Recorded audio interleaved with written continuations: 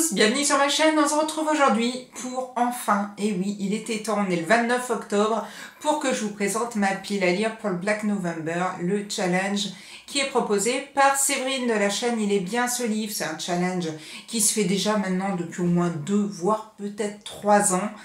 Et ce challenge a pour but, pendant ce mois de novembre, de lire un maximum de thrillers en respectant tout de même des consignes semaine par semaine. Et cette année, seulement 4 semaines. Habituellement, on avait toujours 5 consignes. Donc, les organisateurs du challenge ont tout simplement décidé de rajouter une petite consigne en supplément. On en parle tout à l'heure pour cette consigne en supplément. Je vous laisse l'adresse du groupe Facebook si vous voulez participer au challenge. Et on va donc commencer tout de suite par ma pile à lire de ce challenge. On commence par la première semaine, du 1er au 8 novembre. Il faut lire un roman d'un auteur qu'on n'a jamais lu. Donc là, plutôt facile. C'est vrai que pour certaines catégories, j'ai ramé un petit peu plus. C'est peut-être pour ça que je suis encore là devant vous le 29 octobre et que normalement j'aurais déjà dû faire cette vidéo depuis un petit moment.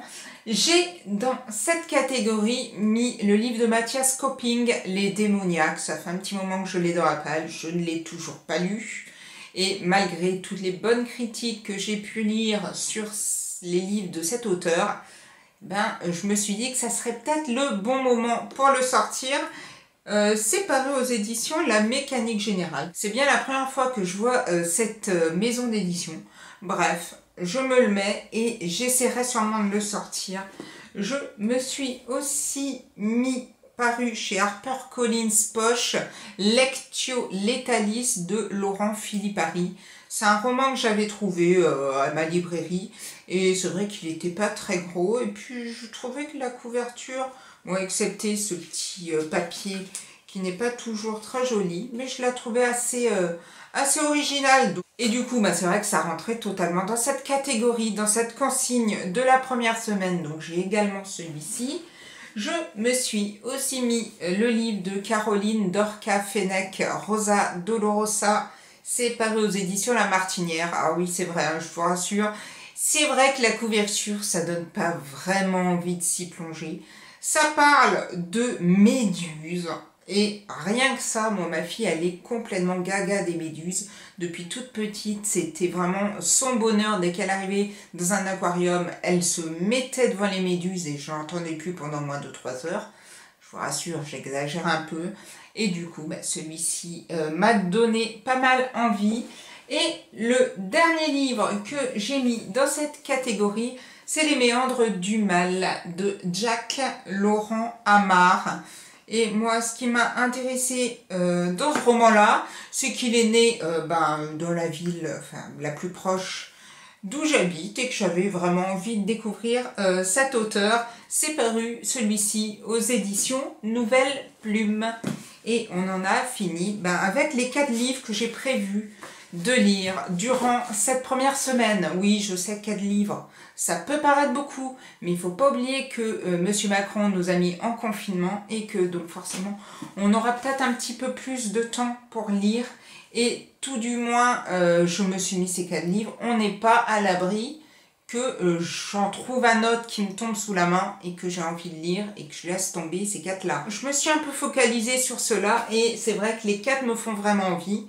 Donc on verra ça en fin de semaine prochaine pour le point livresque qui suivra cette première semaine. Quoique on n'est pas non plus à l'abri que je fasse ce point livresque un petit peu façon vlog. Parce que c'est vrai que si on est confiné, j'ai peut-être un peu plus de temps. Bon, même si je fais du télétravail et tout, je me dis que je serai peut-être un peu plus relax et j'aurai peut-être un peu plus de temps pour filmer. Affaire à suivre. On passe ensuite à la deuxième semaine, c'est du 9 au 15 novembre. Et là, il fallait lire un thriller dont la couverture évoque la forêt. Alors là, ça a été plus compliqué. Là, j'étais moins motive. J'ai décidé d'en mettre 2. Le premier que j'ai mis, c'est My Absolute Darling de Gabriel Talent. Là, on est à fond dans la forêt. C'est pas aux éditions Gallmeister, ça fait une éternité que je dois le lire et que je n'ai toujours pas lu. Donc, pourquoi pas. pourquoi pas. Pourtant, je sais pas pourquoi, parce que j'aime beaucoup les romans de Gallmeister, mais je sais pas, celui-là, à chaque fois je freine. Au moment de le lire, je me dis, j'ai pas vraiment envie. Et je devrais pas, parce que c'est vrai que j'ai vu des bons avis, mais en même temps, il y a toujours des gens qui arrivent à nous mettre le doute en déposant des avis un peu plus négatifs. En tout cas, ça répondait à la consigne sur la forêt, donc ça sera peut-être le moment. Et sinon, alors oui, ce livre que je vais vous présenter répond aussi à la première consigne, qui est lire un auteur que l'on n'a jamais lu. Je suis limite gênée en fait de vous montrer ce livre-là et surtout de vous montrer du coup l'auteur, puisque je vous entends déjà derrière vos écrans dire quoi, mais elle a jamais lu. Non, j'ai jamais lu.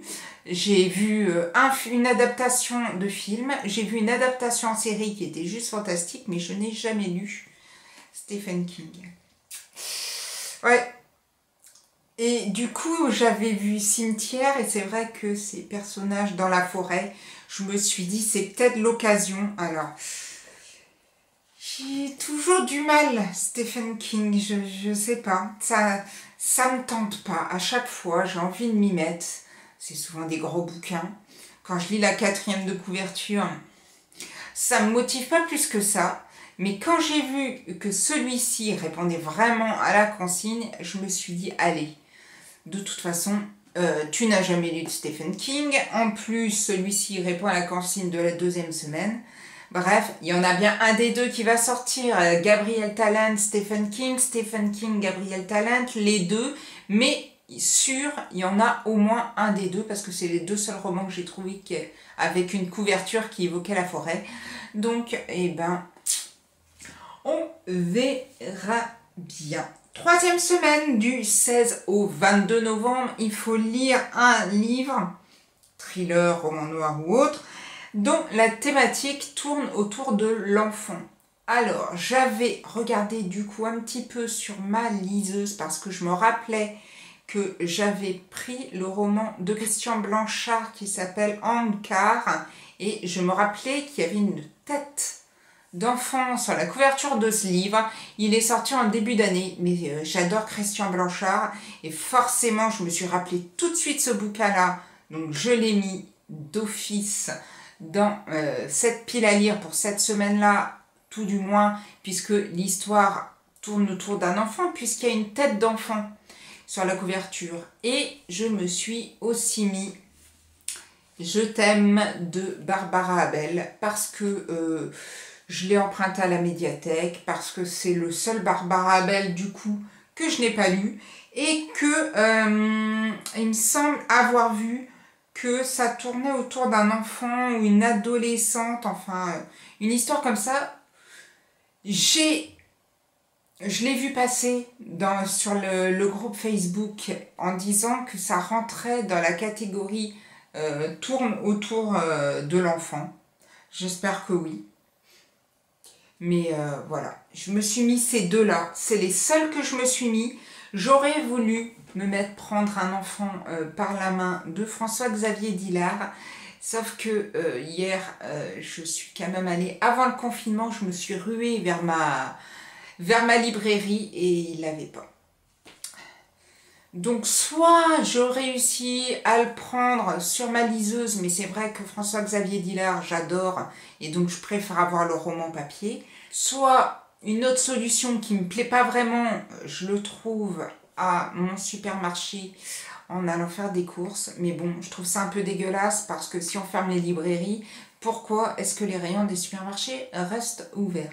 Enfin bon, on va pas polémiquer là-dessus, de toute façon on sera jamais content. Bref, donc j'avais celui-là et il me fait envie, mais en même temps, voilà. Je sais pas du tout, en tout cas j'ai quand même au moins ces deux livres à lire pour cette semaine-là. On passe à la dernière semaine, c'est du 23 au 30 novembre. Et alors là, c'est là que le bas blesse. Voilà, parce que la consigne de cette semaine-là, c'est lire un polar historique. Et alors là, j'ai fait toute ma bibliothèque. Si, mais vous n'allez pas me croire, mais j'ai fait toute la bibliothèque en haut, en bas, toutes les bibliothèques que j'ai, et j'en ai pas trouvé un. Alors après, j'ai regardé à la médiathèque ce que j'avais.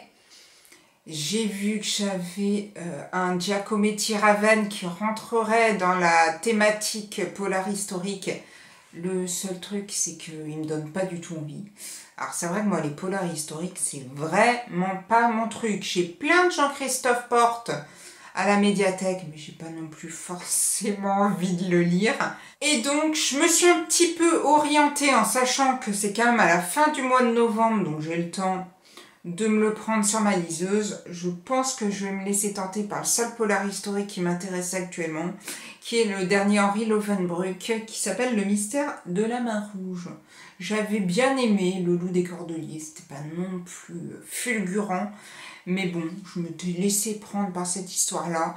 Et alors, on va pas dire que je brûle d'envie de connaître la suite, mais c'est le seul. Vraiment, sinon, j'en ai plein à la médiathèque, mais